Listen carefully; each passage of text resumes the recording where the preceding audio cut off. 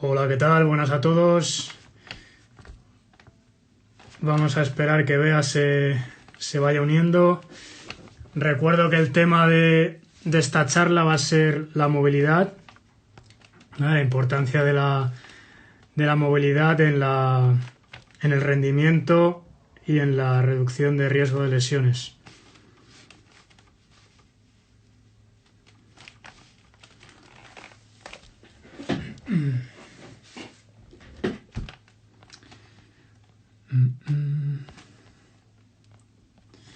Vale, pues ahora se conectará Bea. Estamos esperando que me mande la solicitud.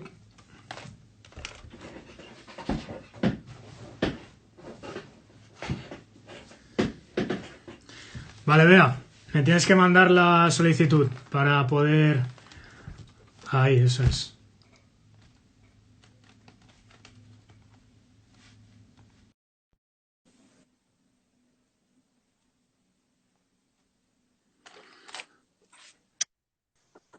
Hola, Hola, Bea, ¿qué tal?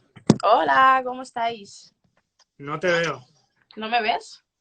No sé si el resto de la gente te ve, Pues yo me pero veo perfectamente. sí, ¿No me yo veis? me pone esperando, Pues esperando. espera, que igual es la conexión, ¿eh? Espera. En un momento, que voy a cambiar la ubicación. Porque así.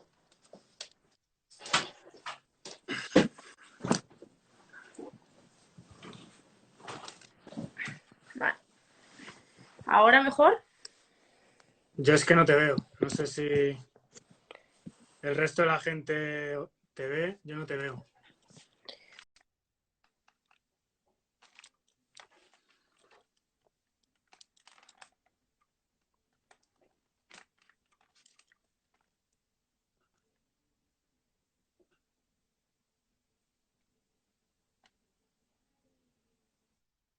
Bueno, dice la gente que se ve. No sé si solo a mí o veis a Bea también. Dice Hilde que, por ejemplo, sí que se ve. Vale, bueno, pues va a ser un poco raro porque yo a ti no ¿Tú te no me veo. ves?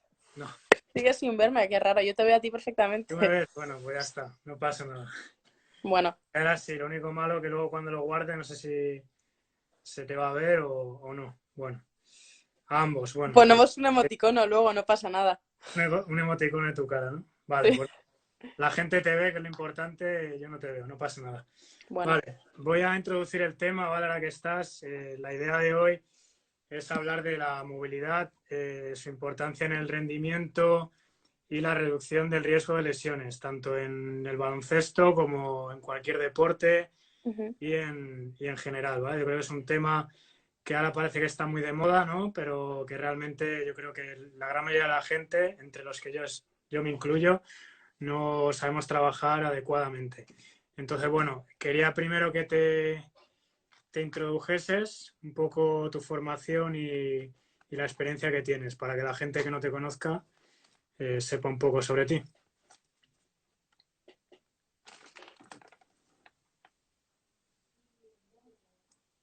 ¿Sí? ¿Me escuchas? Ahora, mira, ahora te veo. Por Vale, fin. listo. ¿Me has escuchado, no? Sí, sí, te estaba escuchando. Perfecto. Pues nada, lo primero quería agradecerte, Guille, esta iniciativa. Creo que por fin, de alguna manera, ha tenido que ocurrir un coronavirus para conseguir que podamos juntarnos y sobre todo hablar de este tema que, como tú bien dices, está ahora mismo en boca de muchos, ¿no? Y en manos de tan pocos. Y luego, si queréis, cuento el porqué de esa frase. Y nada, si quiere, me presento. Yo soy Beatriz Vidal, soy graduada en INEF, en la Universidad Europea de Madrid. Y una vez terminada la universidad, pues creo que como casi todo inepto, me metí en el mundo del gimnasio, empecé a trabajar en las primeras cadenas de gimnasio que abrían 24 horas. Sentía que eso no era mi rollo. Mientras estaba en la universidad, empecé también con todo el tema de la preparación física. Estuve entrenando en Club Baloncesto Alcobendas, Yo jugué allí hasta junior y luego pues puse mi granito de arena, lo poco y mal que sabía sobre la preparación física en baloncesto, ¿no? Y es una realidad, al final era experiencia y bueno, pues hacía ahí mis pinitos. Esa etapa se acabó, todo el tema del baloncesto, porque por varias razones, como jugadora, porque no me terminaba ya de... Bueno, empecé con carreras de obstáculos y dejé esa vía y luego a nivel más de preparación física, porque no terminaba de entender la filosofía que se llevaba aquí en España, ¿no? Y lo poco valorado que estaba el trabajo a nivel de preparación física dentro de los equipos y consideraba que tenía un peso muy importante, ¿no? Entonces, bueno, empecé mis pinitos en carreras de obstáculos, encontré ahí una nueva forma de entender el entrenamiento, sobre todo de entender el movimiento y lo que ello conlleva, que es el cuerpo humano. Empecé a conocer conceptos como movimiento, movilidad, que son cosas que seguramente veamos en la carrera, pero se les presta muy, muy, muy poquita atención. Son conceptos que te van soltando, pero no le das la importancia que realmente tiene. Y empecé a investigar a través de lo que se estaba haciendo en Estados Unidos, veía lo que se estaba haciendo también en Reino Unido y a partir de ahí empecé a investigar, conocí a todo el equipo de Functional Range Systems que están enfocados en todo el trabajo de movilidad funcional, empecé a indagar qué era lo que había detrás de todo esto, empecé a meterlo como un sistema dentro de mis entrenos, empecé a probar conmigo misma, qué es esto del trabajo de movilidad. No terminaba de entender lo que era, pero sabía que estaba teniendo unos efectos muy beneficiosos con los clientes que yo en aquel momento tenía. Y sabía que iba más allá de lo que puede ser una movilidad dinámica o llevar la articulación a determinada posición. Y cuando ya tuve suficiente independencia económica, dije, bueno, pues creo que es el momento de invertir y me fui fuera de España. Y en los últimos 3 años y medio me he dedicado a viajar, a conocer a mis mentores, me he formado con ellos.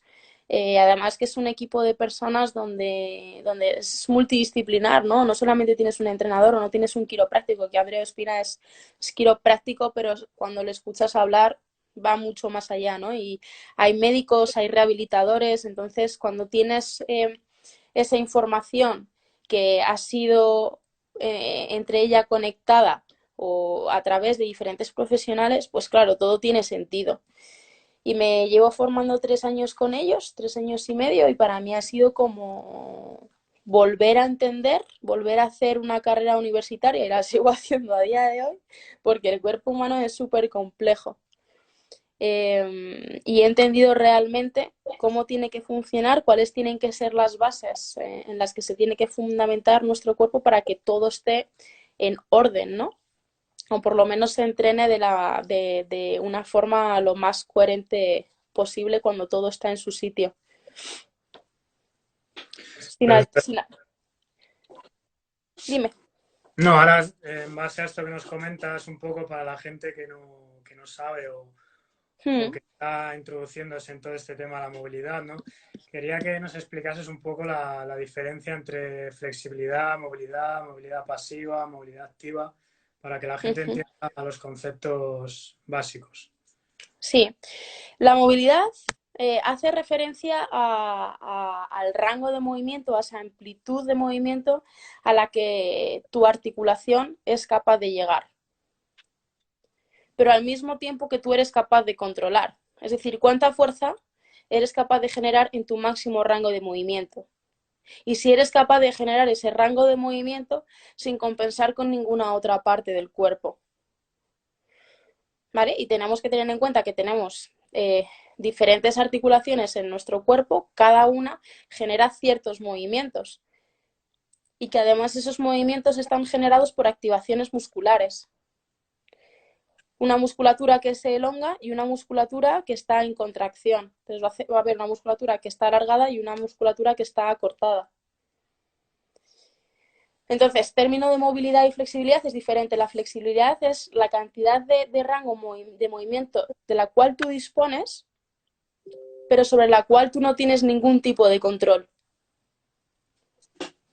Que es lo que hace, por ejemplo, el yoga. Y cuando a la gente le dice, no, es que te falta flexibilidad, no es que haz yoga, bueno, igual yoga no es lo necesario. Que tú sientas una rigidez, y esto ya es un tema que se habla muchísimo, que tú sientas rigidez en una musculatura no implica que necesite ser elongada, igual es una rigidez por falta de fuerza. Y la movilidad atiende a todo eso. Entonces, yo no solamente estoy trabajando cuando trabajo con clientes, o cuando trabajo que últimamente llevo trabajando mucho con gente de CrossFit, yo no solamente trabajo para mejorar el rango, es que igual tengo a gente hipermóvil y para eso está la valoración, que lo hablaremos luego. Si una persona es hipermóvil, ¿yo para qué voy a entrenar la mejora de rango? Yo tendré que trabajar en todo caso la fuerza en sus máximos rangos. Entonces trabajaré la fuerza. ¿Vale? Y luego, más que la movilidad pasiva y la movilidad activa, yo haría más la diferenciación entre la flexibilidad pasiva y la flexibilidad activa, que es lo que acabamos de decir. Flexibilidad pasiva es aquella sobre la cual tú no tienes control. Es como una goma, cuando tú las tiras, y llega un momento en el que eso cede y se rompe. Eso es la flexibilidad pasiva. Y luego, por otro lado, la flexibilidad activa es la capacidad que tú tienes para controlar esa elongación. Y dentro del trabajo de movilidad, que lo comenta aquí Andrea, también hay un trabajo de estabilidad. O sea, para que algo sea móvil también tiene que haber otra musculatura que esté estable, esto ya lo sabemos. Y dentro del trabajo de movilidad, pues se trabaja también esto. Lo que pasa es que es un término que está muy, muy pervertido porque pensamos en movilidad y pensamos, por ejemplo, en Animal Flow. Animal Flow simplemente expresa la cantidad de rango de movimiento sobre la cual tú dispones y en muchos casos tú no estás llegando a tu rango máximo. Llegas a rangos medios, que es donde tu sistema nervioso, que al final es el que se encarga de regular todo el movimiento, se siente más seguro. ¿Ha quedado claro la Sí, diferencia entre uno y otro? Yo creo que sí, ¿no? ya había hablado contigo y bueno, yo creo que ha quedado bastante claro, si no luego al final a Sí, dejar un rato para preguntas, ¿vale? Hablas vale, fundamental la valoración, ¿no? de cada sí. persona, pero así a nivel general, ¿cuáles son las limitaciones que más te encuentras en público en general y en jugadores de baloncesto en particular? Pues mira, en la gente en general, últimamente me he dado cuenta de que hay muchos problemas que vienen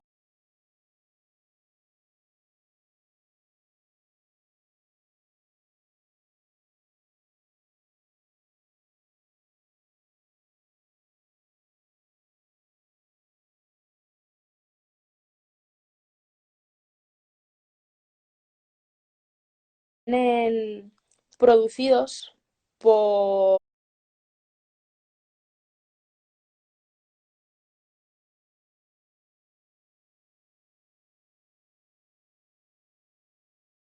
la, por no saber respirar, ¿vale? Por todo el trabajo del sistema respiratorio. Eso implica que entonces la columna vertebral también empiece a sufrir deficiencias. Y últimamente me encuentro mucho la falta de control y la falta de percepción de movimiento en la columna vertebral. O sea, casi muchísima gente sufre de dolores de espalda, cuyos factores pueden ser diversos. Eso en primer lugar. En segundo lugar, y te hablo de la respiración porque en el trabajo de movilidad, porque como al final estamos hablando de todo nuestro sistema, pues también está involucrado. Pero luego también, sobre todo, veo muchos problemas a nivel de cadera, rotación interna, sobre todo es el primer movimiento que perdemos. Y, y luego, curiosamente, los dedos de los pies. Mm. Y creo que tú lo has sufrido en primera persona.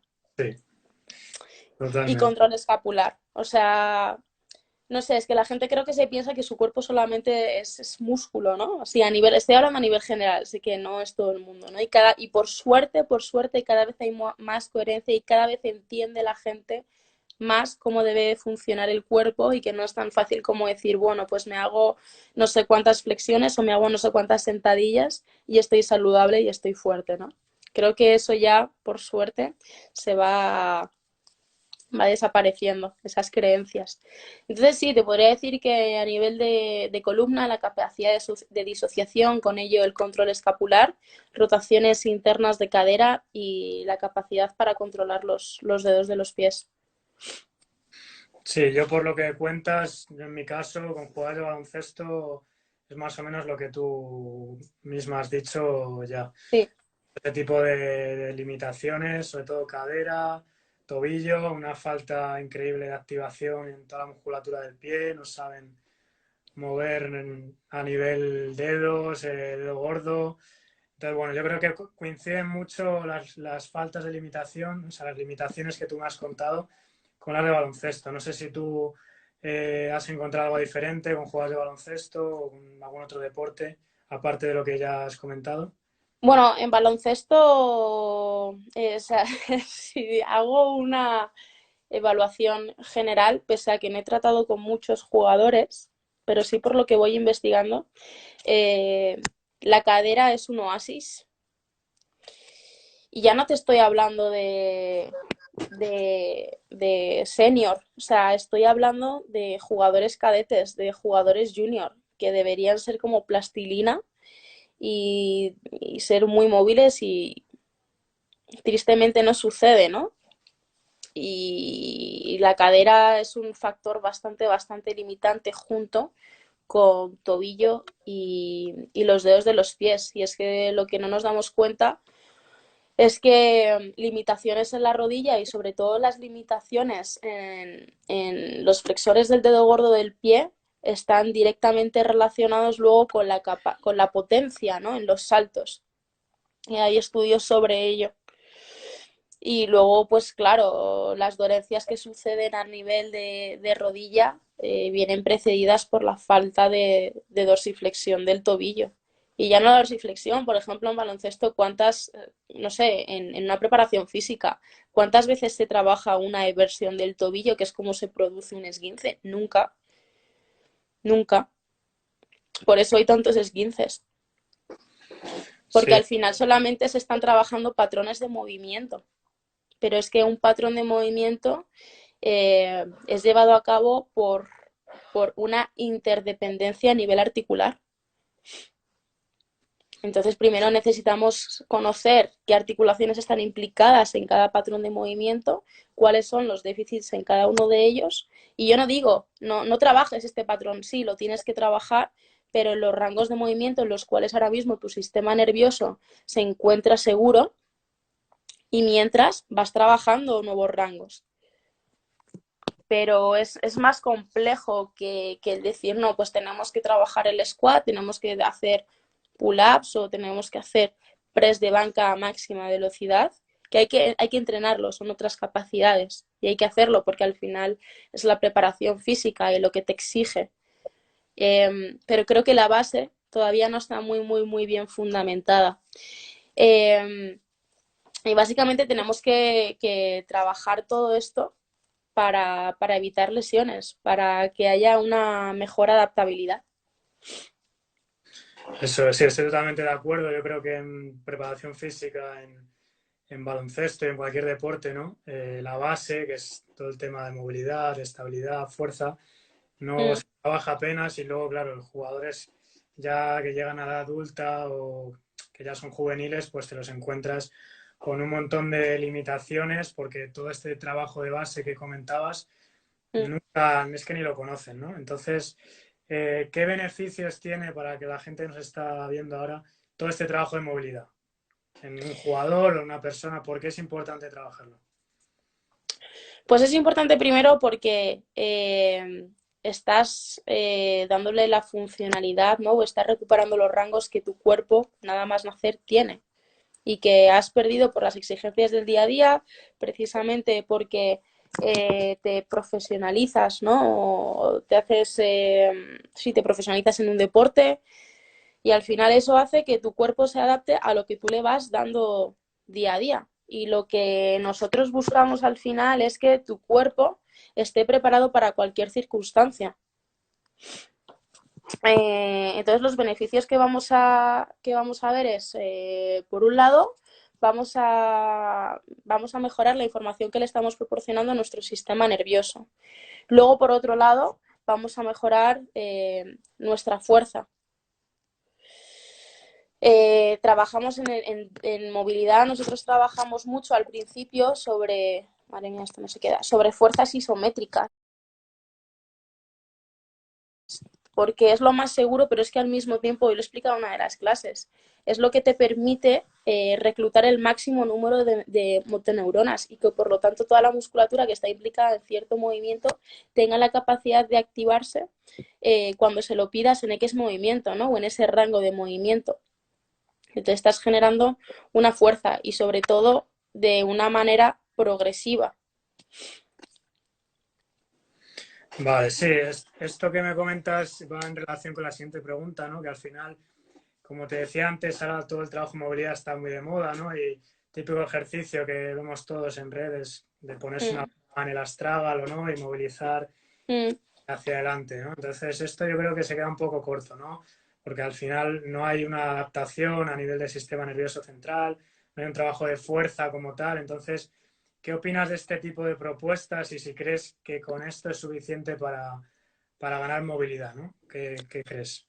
Es que para que haya ganancia de ROM realmente y para que haya cambios a nivel celular, las células producen adaptaciones y cambios cuando se trabaja la fuerza. Y realmente cuando tú estás tratando de coaptar de la forma en la que vemos que la gente lo hace, no estás aplicando ningún tipo de fuerza. Simplemente va a ser algo parecido como a la liberación miofascial. Simplemente estás accediendo a la primera capa de la fascia. Pero ya está. No estamos yendo a la capa más profunda. No estamos llegando realmente a la cápsula, que es donde están todos los mecanorreceptores. Por lo tanto, no voy a decir que sean propuestas inválidas, creo que tienen cabida en puntos determinados, pero o en otras fases. Pero cuando realmente queremos generar cambios, uno, tenemos que trabajar fuerzas isométricas en nuestro máximo rango, trabajar la fuerza en la musculatura que está elongada y trabajar la fuerza cuando la musculatura está cortada. Y antes no lo he dicho, y es algo que no tocamos aquí, pero lo voy a mencionar, y es todo el tema del estiramiento. O sea, el estiramiento, la gente dice, ya, tengo que estirar, no tengo que estirar. El estiramiento es la fase previa dentro del trabajo de movilidad. O sea, es necesario estirar, por supuesto, y además os voy a leer, porque lo tengo aquí escrito en una de las ponencias que hice, eh, para que quede claro y constatado, ¿no? Lo que dice la evidencia. Los estudios realizados a nivel celular, esto en cuanto al estiramiento, para que veáis la importancia que tiene el estiramiento y que hay que estar como mínimo 2 minutos. Y aquí te dice el porqué. Los estudios realizados a nivel celular, particularmente sobre la tensegridad y la mecanotransducción, sugieren que si queremos realizar cambios fisiológicos reales en los tejidos, tenemos que aplicar fuerzas a nuestros tejidos durante 2 o más minutos. Esta marca de 2 minutos se determina como el tiempo promedio en el que las células comienzan a reconocer las tensiones que se colocan en un tejido. Es que tenemos que pensar que todo lo que está a nuestro alrededor y las fuerzas que nosotros estamos aplicando es la forma que tenemos de comunicarnos con nuestro cuerpo. Y esto lo dice la evidencia. Entonces, pasar un tiempo de mayor duración en una posición particular nos ayuda a enseñar a los tejidos a que se puedan reorganizar frente a las alteraciones del estrés que sufren por el entrenamiento y las exigencias del entrenamiento, ¿no? Haciendo cambios duraderos en el tiempo. Esto lo habéis escuchado mucho y es una frase que dijo Andrea Ospina, que es el creador de todo el sistema, y es que la fuerza es el lenguaje de las células. ¿vale? Que sea alguien pues, que sepa que es de él. Entonces, si nosotros estiramos durante 1 o 2 minutos una vez, no va a pasar nada. Esto es como en el entrenamiento. Tú haces un press de banca y no tienes un pecho ya enorme, ¿no? Pues necesitas generar ese estímulo de una manera continuada. Pues con esto es exactamente igual, ¿no? Necesitamos estímulos repetidos una y otra vez, para que realmente se generen esos cambios, ¿vale? Esto en cuanto al estiramiento, pero el estiramiento como tal no sirve para nada, que es lo que hablábamos antes de la flexibilidad pasiva. Una vez que nosotros ya hemos estado en ese estiramiento de una manera pasiva, que estamos adaptando al tejido para que se acostumbre a esa posición y para que nuestro sistema nervioso empiece a confiar en la nueva información que le vamos proporcionando, ahí es cuando entra en juego todo el trabajo de las fuerzas isométricas. Primero tienes que aplicar una fuerza sobre la musculatura que está elongada, que para eso estiramos, para ser fuertes, y luego tenemos que trabajar sobre la musculatura que está acortada, que es la que se encarga de hacer ese movimiento, ¿no? Llevar a la articulación a ese máximo rango. Perfecto. Mira, están mandando preguntas, ¿vale? Las preguntas ¿Sí? las vamos a, si quieres, ir contestando para que Venga. no se acumulen, ¿vale? Entonces, nos preguntaban por aquí si encontráis diferencias entre posiciones, altura, desarrollo del jugador en cuanto a limitación de movilidad en cada articulación. ¿Cuáles son las limitaciones más comunes y patologías más comunes? A ver, no, esa es la anterior, ¿no? Encontré. Rubén Carceller, ¿encontráis diferencia entre posiciones, altura, desarrollo del jugador en cuanto a la limitación de la movilidad en cada articulación? Posiciones, alturas, me imagino que se refiere del jugador. Sí, Bueno, la posición no importa, es decir, yo no estoy, sí me interesa saber en qué posición juega, pero más en cuanto a nivel de rendimiento. En cuanto a la articulación se refiere, y aunque cada persona sea diferente, yo necesito saber de manera independiente de en qué posición juegue y cuál sea la altura que tenga ese jugador, de si tiene el mínimo de rotación interna del hombro, por ejemplo, o si tiene una mínima flexión de hombro. Eso ahí da igual la posición en la que juegue y la altura que tenga. Tu articulación tiene los mínimos grados de movimiento para que funcione correctamente y no sea otra parte del cuerpo la que tenga que compensar. Sí, estoy de acuerdo. Al final, cualquier persona o jugador, Claro. independientemente de su posición, su altura, su edad, tiene que tener unos mínimos y si no tiene esos mínimos, pues los va a tener que trabajar, sea quien sea, ¿no? Vale, siguiente Eso es. pregunta. ¿Cuáles son las limitaciones más comunes y patologías que limitan el movimiento en la articulación escapulohumeral del hombro? Vamos. ¿Cuáles son Sí. las limitaciones y patologías? No sé si se refiere a jugadores de baloncesto. En general, imagino. Bueno, en general. En general yo me encuentro muchas limitaciones en rotación interna de hombro y en flexión de hombro. Y la flexión de hombro generalmente la limitación suele darse porque tampoco tenemos rotación externa. Y al final estas cosas pasan porque nos dedicamos a trabajar casi siempre los mismos movimientos, ¿no? Son trabajos de empuje, tanto en vertical como en horizontal. Entonces hay un sobreuso de esa musculatura. Pero ¿qué pasa con la capacidad de rotación del hombro? Tanto interna como externa. Si eso se pierde, de manera proporcional se va a ver afectada la flexión de hombro o se va a ver afectada la extensión del hombro. Patologías en jugadores en cuanto a hombro, yo no conozco muchas, Guille. De hecho, es que los jugadores de baloncesto rara vez, a no ser que sea por una mala caída y tengan algún tipo de fractura, no suele ser. No, en baloncesto en concreto, las lesiones de hombro no es algo habitual. Las hay, Mm, pero no es algo habitual. Entonces, no es algo que te encuentres muy a menudo entre jugadores de baloncesto. Puede no. pasar, pero como a cualquier persona o deportista, ¿no? Sí. Vale, vamos a ir con preguntas de la charla y ahora respondemos también a la gente. Vale, cuéntanos un poco esto que nos has hablado del tema de aplicación de fuerzas. que al final es lo que es FRS, ¿no? Que es la formación que has seguido tú de todos estos años. Así a nivel resumido, ¿qué es FRS y qué son los CAR, los RAIL, toda esta terminología, ¿no? que utilizas y que la gente, yo por lo menos hasta que te conocí a ti no conocía nada de esto y seguramente gente que está viendo esta charla le pasará igual, ¿no? Sí, y tampoco tenemos que entender esto como, oh, se ha creado algo, ¿no? O sea, a mí lo que vemos muchos métodos, vemos muchos sistemas que realmente son métodos y la gente los llama sistemas.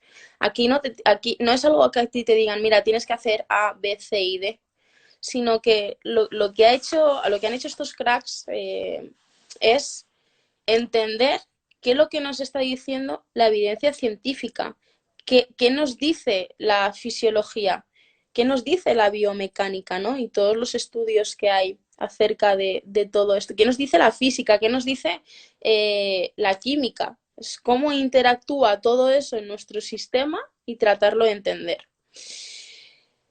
Functional Range Systems es un sistema en donde está basado en todo el trabajo de movilidad, que es lo que acabamos de ver.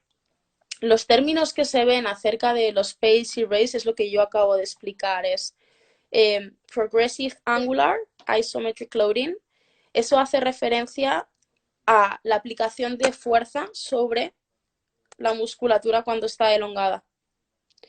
Y Rails, Regressive Angular Asymmetric Loading, es hacer referencia a cuando tú aplicas una fuerza cuando la musculatura está acortada en un rango de movimiento determinado.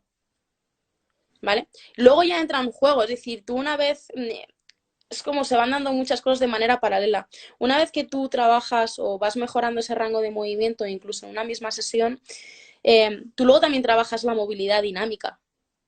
Pero la movilidad dinámica es una mínima parte de lo que es todo el trabajo de movilidad. ¿Vale? Y luego los CARS hace referencia, que cada vez está más en boca y eso está súper bien, pero también hay que saber aplicarlos.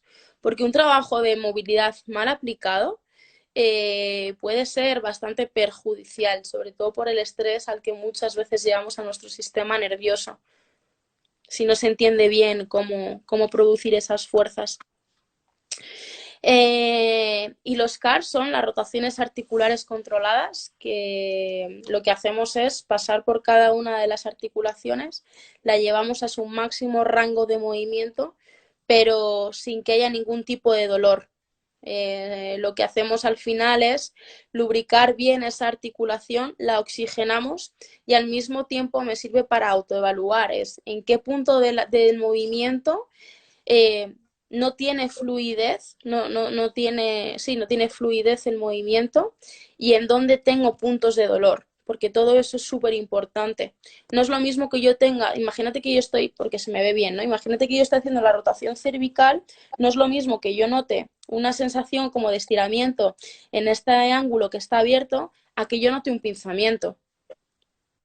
Y todas esas cosas hay que tenerlas en cuenta, porque es algo a lo que yo debería derivar. Y eso son cosas que yo veo en la valoración. Si una persona tiene un pinzamiento, lo tiene que ver otro profesional, que en este caso sería un fisio, ¿no? Y si no, un médico. Entonces no es hacer movilidad porque sí, ¿no? Es entender cómo funcionan las articulaciones, cómo funciona todo el sistema musculoesquelético y atender a las supuestas patologías que puedan aparecer y dolencias, claro. Perfecto. Al final, como dices, ¿no? Como en cualquier persona que tengas que tratar, ya sea como fisio, o recuperar o entrenar como entrenador, hay que hacer una valoración inicial, ¿no? Eso es Sí. fundamental, porque si no, das dando palos de ciego. Entonces, ¿cómo para ti sería una valoración con alguien que te llega con cualquier cosa, ¿no? Haces una valoración centrándote en lo que esa persona te dice, haces una valoración más general. Cuéntanos un poco cómo haces tú todo esto. Pues mira, si es una persona que me viene con una patología determinada, imagínate que es con el hombro, en esa sesión simplemente me dedico a valorarle el hombro. Hombro, columna seguramente también, la articulación del codo y de la muñeca. Pero solamente me dedicaría a ver qué está pasando con su hombro, ¿no? Si es una persona quiere empezar a entrenar, o imagínate que estuviésemos en un equipo de baloncesto. Las valoraciones duran alrededor de 1 hora y media, 2 horas, más 2 horas, porque uno, yo primero necesito saber cómo está la articulación en su rango pasivo, luego necesito saber que esa persona, sea, ver cómo está esa articulación de manera activa, las diferencias que hay entre ambos y luego las diferencias que hay entre ambas extremidades, ¿no? Y luego necesito ver el movimiento, es decir, cómo es el movimiento de la articulación, por dónde se están produciendo las compensaciones. Es decir, no solamente me voy a la camilla, eso es una parte, y esa parte me lleva alrededor de, pues eso, de 1 hora. Luego la otra hora es valorar los CARs, yo tengo que valorar las rotaciones, cuál es el movimiento, cuál es el control que tiene esa persona. Entonces, valoro en pasivo y también valoro en activo, porque es necesario, no solamente se puede valorar en activo. Perfecto. Y todo el tema que has comentado, pero me gustaría que hablases un poco más, la importancia de la respiración en todo el trabajo de movilidad y en general, ¿no? Que es algo que no se trabaja y que cuando te pones a valorar jugadores o personas, ¿no? Hay grandes alteraciones y la gente no ha trabajado nada de esto, ¿no? ¿Cómo lo integras tú en tu trabajo? Pues primero valoro cómo respira esa persona y bueno, la mayoría de las personas la pasa lo mismo, ¿no? Y es que respiramos a través del tórax. Y luego la forma de integrarlo es, uno, enseñarle a esa persona cómo debe respirar a nivel de sensaciones, es que la persona sienta cómo tiene que respirar. Y ya es un trabajo que simplemente lleva a cabo durante 5 minutos. Fatiga muchísimo, muchísimo, muchísimo, muchísimo. Y tenemos que darnos cuenta que Marcos habla mucho de esto, es que el diafragma al final es un músculo más. Es una musculatura más que hay que entrenar y lo integro siempre 5 minutos o 10 minutos, dependiendo de la persona, antes del entrenamiento eh, y luego después. Y luego en el propio trabajo de movilidad también lo voy integrando. Es decir, cuando tú tienes que aguantar una posición durante 2 minutos, ahí aprovecho mucho para meter el trabajo respiratorio, que básicamente es que vayan sintiendo cómo tienen que expandirse los pulmones, ¿no? Y focalizar más en toda la zona del diafragma. Perfecto. Yo te voy a hacer la última pregunta, ¿vale? Y ahora ¿Vale? vamos a contestar las preguntas que tenemos ahí pendientes. Yo desde mi punto de vista, ¿no? Que todo este trabajo me parece súper interesante, pero no tengo tus herramientas, ¿no? Tanto de Uh-huh. conocimiento como de tiempo, ¿no? ¿Cómo integrarías este trabajo en el contexto de un equipo? ¿Vale? Sea de baloncesto, sea de fútbol, que es peor todavía porque tienes Sí. más. ¿Qué cosas básicas, qué recomendaciones le darías a un fisio o a un prepa de un equipo que no tiene 2 horas para cada jugador, imposible, tiene X tiempo, ¿no? ¿Qué recomendaciones harías a ese tipo de personas? Como en mi caso y de otra gente, de mucha gente. Sí. Mira, esto es un tema muy complejo, Guille, no te voy a mentir, y sobre el cual todavía no he tenido la oportunidad de poder albergarlo como tal dentro de un equipo. Te puedo hablar desde mi experiencia y lo que veo desde lejos. Yo lo que haría, o sea, yo al final tendría que trabajar con un equipo de personas o con un club donde tanto fisio como entrenador hablásemos el mismo idioma. Y ahí la comunicación es muy, muy, muy importante. Entonces, bueno, existen diferentes estrategias para poder integrarlo. La movilidad es algo que una vez que tú has hecho una valoración a tus jugadores, por ejemplo, te pongo un ejemplo, el tema de las rotaciones, tenemos que enseñar y tenemos que hacer responsable al jugador de que sí o sí lo tiene que hacer. O sea, y eso es que llegue 15 minutos antes del entrenamiento y lo haga. Y si no ha podido llegar antes, que lo haga al final de la sesión, por ejemplo. Y luego el trabajo de movilidad o diferentes drills que se puedan utilizar para mejorar el rango para quien tenga una limitación, o si una persona es hipermóvil y simplemente necesite trabajar la fuerza en ese máximo rango, pues creo que una buena estrategia, y yo esto lo he estado implementando en mis entrenamientos personales con los clientes, es pues que sea una estación dentro de los circuitos, ¿no? Por ejemplo, o dedicarle 10 minutos antes de la prepa, o sea, dentro de la prepa. Eso puede ser muy, muy, muy, muy interesante. Lo que pasa es que pensamos que si quitamos ese tiempo de trabajo de fuerza o de trabajo de otras capacidades, a los jugadores van a ser menos eficientes, y es al contrario. Les estamos haciendo menos eficientes y además estamos haciendo que el índice de lesión se eleve. Totalmente, sí. Todo esto que me comentas, la verdad que yo ya había hablado contigo, ¿no? Entonces sabía un poco más antes de venir a esta charla, ¿no? Pero yo creo que es la manera, ¿no? Cuando estás en un Sí, equipo, primero hacer una pequeña valoración, porque si no valoras, mandar a todos ejercicios de movilidad por igual no tiene ningún sentido. Ahora un jugador no, o necesite más movilidad de tobillo, otro rotación interna de cadera, otro más de hombro, ¿no? Entonces, primero valorar y luego responsabilizar a ese jugador, a esa persona, de que ese trabajo no vale hacerlo un día a la semana y ya está.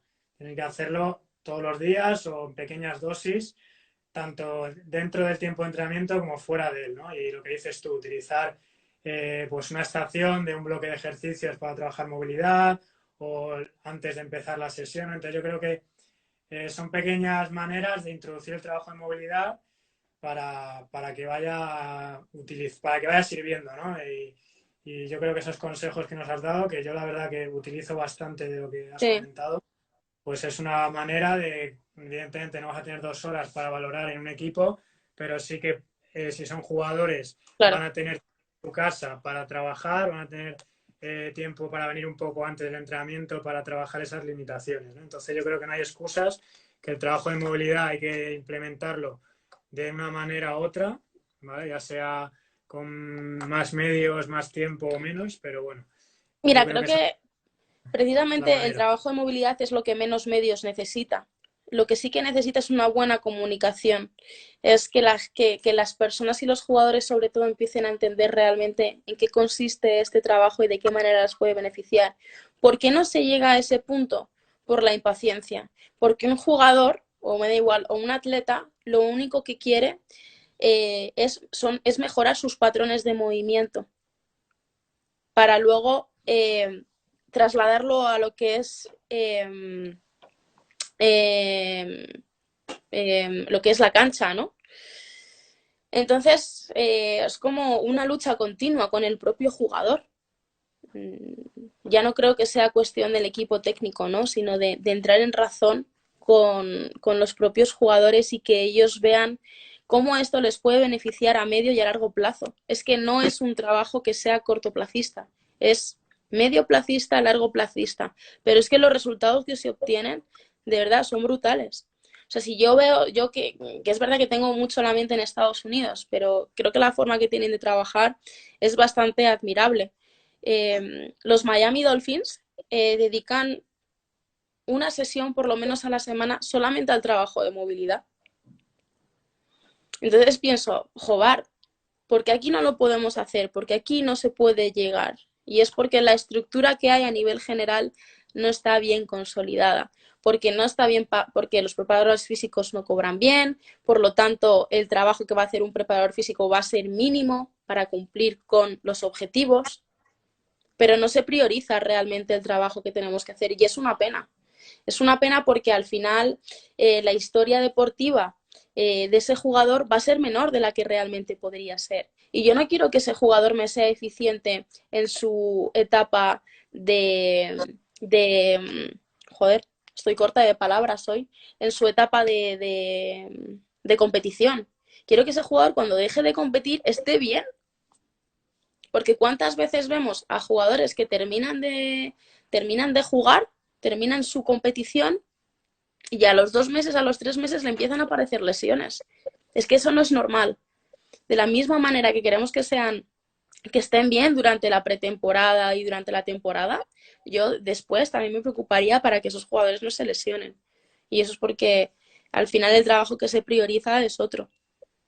Entonces, bueno, es lo que hay. Tenemos que seguir tratando de transmitir la importancia de cada cosa y que todo tiene su punto de anclaje para llevarlo a cabo.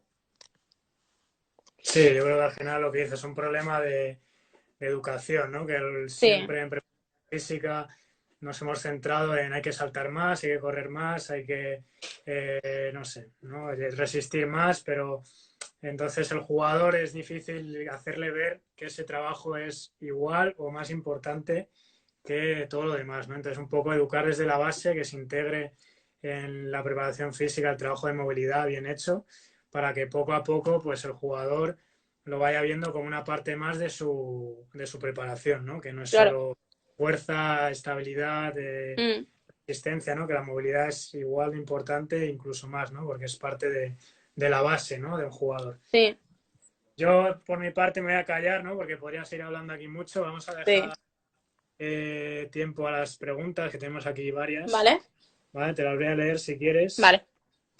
¿Vale? La siguiente que teníamos era, preguntan, en la readaptación de dolor lumbar, Sí. ¿cuál crees que es en la readaptación de dolor lumbar, cuál crees que es el gran desconocido o el gran error que se suele cometer?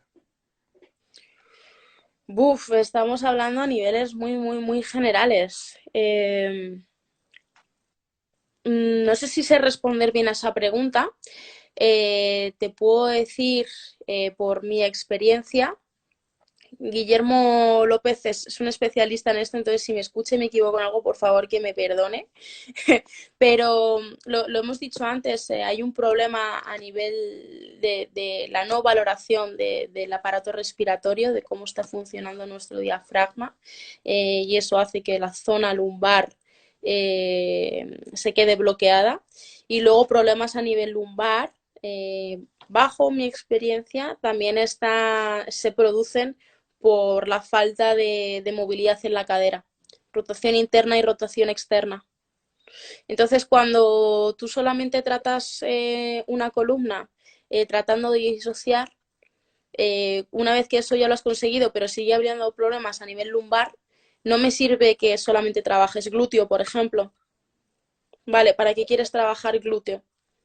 Una manera de trabajar glúteo es trabajando primero la rotación externa. Si tú trabajas la rotación externa de cadera, tu cadera va a funcionar como debe y no va a compensar la zona lumbar. O por ejemplo con la extensión. Se trabaja muy, muy, muy poquito la extensión de cadera. Y es un movimiento con el que nacemos y ya se empieza lo empezamos a utilizar desde que estamos gateando. Y la extensión de cadera es prácticamente inexistente en muchísimas personas y eso hace que el glúteo no trabaje como tiene que trabajar y sea la compensación con la lumbar la que haga ese trabajo en lugar de la cadera.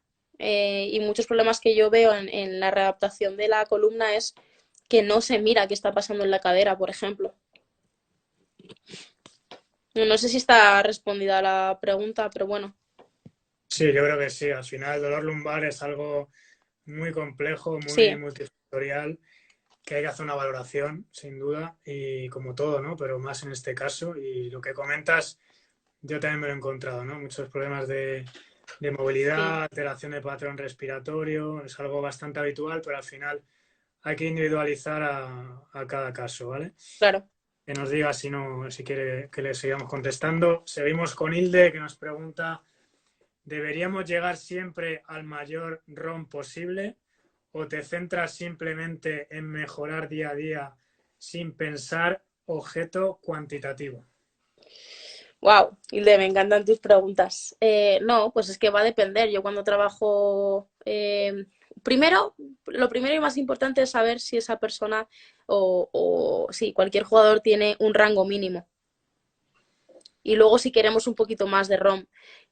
Con las rotaciones lo que hacemos es, una vez que tú ya has alcanzado el rango adecuado, yo tengo que seguir fortaleciendo ese máximo rango de movimiento, porque si no lo pierdes. Por lo tanto, hay que trabajar siempre en máximo rango. No, va a depender. va a depender de cuál sea el objetivo del entrenamiento, cuál sea el objetivo del ejercicio. Hay ejercicios en los que trabajamos a mitad de rango. Pues es que depende, va a depender. Pero creo que sí, que hay que trabajar todos los días sobre los déficits articulares. No todos los días voy a trabajar la rotación interna de cadera, porque eso puede llevar a una sobreactivación. Y no quiero eso. Se puede ver alterado el sistema nervioso. No quiero eso. Hay que saber las dosis en las que hay que proporcionar cada trabajo. Pero sí por lo menos cumplir con los mínimos rangos, que hay gente que ni siquiera tiene rotación interna de tibia. O sea, no tienen la capacidad para rotar la tibia. Entonces dices, ¿cómo caminas? ¿No tienes dolor de rodilla? ¿No tienes dolor de tobillo? ¿No? Sin duda, sí, yo creo que no, hay que tener como unos valores mínimos a los que llegar Sí. y va a depender de cada articulación y del deporte, Y de ¿no? cada persona también, ¿eh? Eso es, de cada persona, de cada deporte, ¿no? Es diferente. Y no con todo el mundo se puede mejorar el rango de movimiento. Hay personas que tienen, las personas que tienen problemas a nivel óseo, pues no se puede mejorar el ROM. Y eso también hay que saberlo y eso lo determinas en la valoración. Hay que saber también las lesiones previas que han tenido las personas. No, o sea, no todo es, no tenemos que pensar en la movilidad siempre como ganancia de ROM. Tenemos que pensar en la movilidad como los déficits que se están produciendo soy capaz de generar fuerza, soy flexible, no soy flexible, tengo fuerza en esa elongación, que son determinados factores, diferentes factores. Perfecto, pues Hilde, si ha quedado respondida, si no nos dices. Vale, siguiente pregunta, ¿en qué momento del entrenamiento meterías el estiramiento? ¿Y después de un partido, nada más terminar o ya pasadas unas horas? Eh, Generalmente yo lo que es la parte de estiramiento, antes de entrenar no lo metería, porque si luego te haces un entrenamiento de fuerza, seguramente no cumplas con los objetivos del entrenamiento de fuerza. Al final estás produciendo una deformación, ¿no? Yo la metería, si lo tengo que meter en algún lado, lo metería uno o en sesiones aisladas o dos después de un partido. Que ahí al final la musculatura ya ha cogido calor y es cuando voy a tener más acceso a nuevos rangos y donde me voy a sentir más cómodo estirando. Pero antes de entrenar, de hacer un entrenamiento de fuerza, por ejemplo, también dependiendo del tipo de fuerza que se entrene, yo trabajaría movilidad dinámica. Activa, es qué articulación va a estar implicada y activarla, ya está. Pero no generar mejora de ROM porque puede ser peligroso. Perfecto. Siguiente pregunta, ¿esta fuerza isométrica sobre la articulación es recomendable después o antes de entrenar? Pues lo que he dicho. Creo que acaba de responder a esa pregunta, porque dentro del estiramiento luego tenemos que generar esas aplicaciones de fuerzas, no solamente es estirar. Vuelvo a responder lo mismo, lo haría después de entrenar. Sí, al final es parecida, ¿no? La pregunta. Vale, Sí. siguiente pregunta nos dice, ¿qué porcentaje de importancia le das a la movilidad? Porque veo muchos jugadores con mala movilidad en la élite. Igual yo la juntaría más hacia la prevención de lesiones y no al rendimiento. ¿Qué opinas?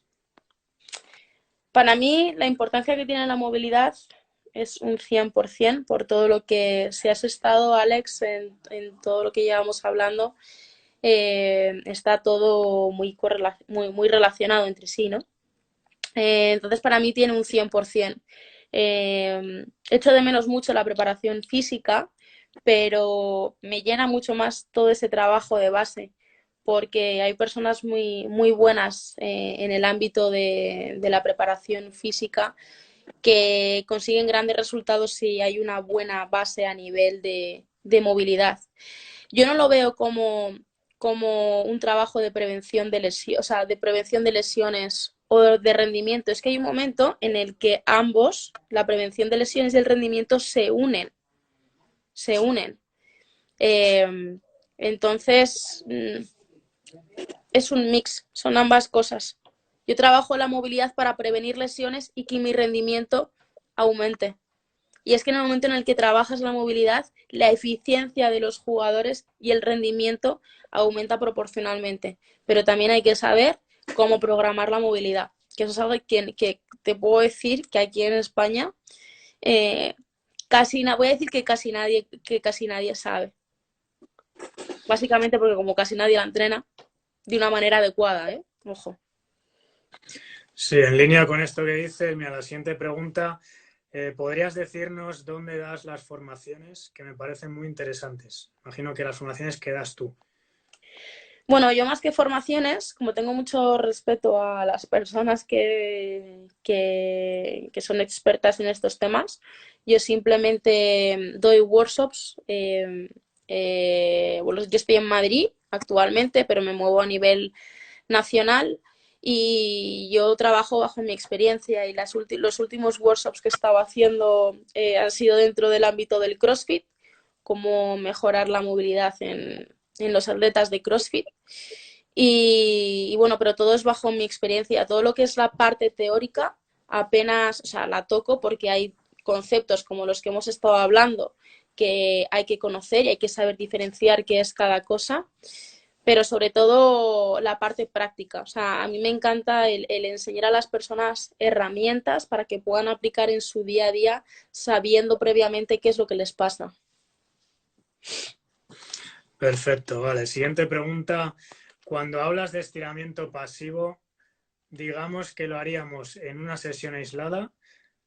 Esto yo creo que es lo mismo de antes. Antes del entrenamiento de fuerza en cuestión, después, se refiere si haces una sesión de estiramientos pasivos, solamente lo harías antes o después, ¿no? Pues bueno, yo creo que ya lo has contestado, ¿no? Sí. Vale, seguimos. A nivel de microciclo, ¿cuándo se haría este trabajo? ¿Todos los días o en algún momento del microciclo? Si se puede meter un día, solamente un día, buah, para mí eso ya es, hemos ganado. O sea, si por lo menos un día, una sola hora se puede dedicar al trabajo de movilidad, para mí eso es perfecto. Y si no, en micromomentos, es 5 minutos, 10 minutos, enfocarlo a la articulación que se tenga más fastidiada. Pero por lo menos un día yo se lo dedico. Y si no puede ser una hora, pues media hora, en pequeñas dosis. Perfecto. Vale, aquí hay más preguntas, pero bueno, repetidas hasta el máximo de ROM. Ya lo hemos respondido, bueno, lo ha respondido. Rotaciones antes de entrenar. Es un chico que dice que tiene un bloqueo tipo cam, pincer. Si puedes bloquearla. Bueno, esto imagino que será a nivel individual, ¿no? Habría que valorar. Y si quieres contestarle, dice rotaciones antes de entrenar. Sí, bueno, las rotaciones antes de entrenar ya he dicho antes que sí, antes de un partido son súper necesarias, te va a hacer lubricar bien la articulación y como consecuencia que la musculatura también se empiece a activar. Eh, bueno, es que el tema de los pinzamientos es algo que primero se tiene que tratar con un fisio. Es algo que es un trabajo multidisciplinar. Yo en el trabajo de movilidad nunca trabajo con dolor, jamás, porque eso es un indicativo de que algo no está funcionando correctamente. ¿Y cómo me aseguro de que no está siendo contraproducente? Bueno, yo he aprendido en mis años de profesión que es muy importante comunicarte continuamente con el jugador o comunicarte continuamente con tus pacientes de qué sientes, sientes dolor en este punto, en este rango, cómo estás, porque eso, y palpar también, yo palpo mucho y saber qué estoy sintiendo, pero palpo para saber si tengo que derivar o no, es que hay cosas que no me competen y tengo que saber hasta dónde. Entonces, si hay tema de pinzamientos, es que yo ahí no me puedo meter, lo tengo que derivar a fisio. Perfecto, mira, hay un par de preguntas más, pero es que no va a dar tiempo. Bueno, hay tres ya. Tres preguntas más, pero no va a dar tiempo a contestarlas porque What? se va a Uh-huh. cortar en 2 minutos y entonces, bueno, Vale, estas preguntas, si quieres que te las manden por privado, guárdatelas y las contesto por stories. vale, me las guardo y Sí, te las paso, te etiqueto para que las contestes en stories o algo así, así que la gente vale. las ve. Vale, ya para mensaje final, bueno, darte muchas gracias por estar aquí, que sé que estás ocupada a pesar de Como toda esta todos. historia, como todos. Que nada, que ha sido un placer, que yo he aprendido, como imagino que casi todo el mundo, por los mensajes que veo aquí, que te pueden seguir en tus redes para saber más sobre este tema. Sí. Y si quieres dar algún mensaje final, tienes como unos 30 segundos. Nada, simplemente que muchísimas gracias, que seáis muy inquietos y que estamos rodeados de profesionales súper buenos, que entre todos nos ayudemos y que si queréis saber un poquito más sobre movilidad, pues que estoy encantada de responder a vuestras dudas. Ya Perfecto. está. Pues estamos en contacto, Bea, ¿vale? Muchas gracias. Gracias. Chao. Chao, besos.